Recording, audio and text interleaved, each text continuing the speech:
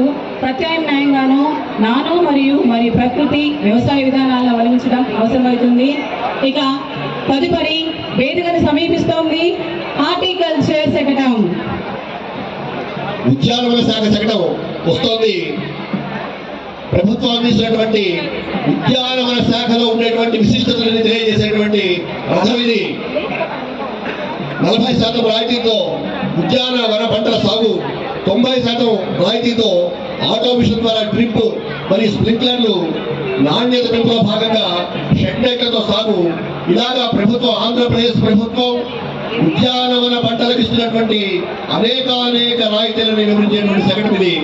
ఉద్యానవన పంటలు మన ప్రాంతానికి, మార్కాపురం జిల్లాకి మరింత ఉన్నతిని సంతరించబోతూ ఉన్నాయి.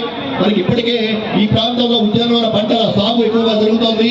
మన వెలుగొండ ప్రాజెక్టు పూర్తయిన తర్వాత మరింత ఉద్యానవనం ఇక్కడ ఏర్పడి ఈ ప్రాంతం అంతా కూడా సస్యశ్యామలం అయ్యేటువంటి అవకాశం ఉంది. కాబట్టి ఉద్యానవన పంటల యొక్క విస్తారాన్ని, ఉద్యానవన పంటల రైతులు చేస్తున్నటువంటి వ్యవసాయ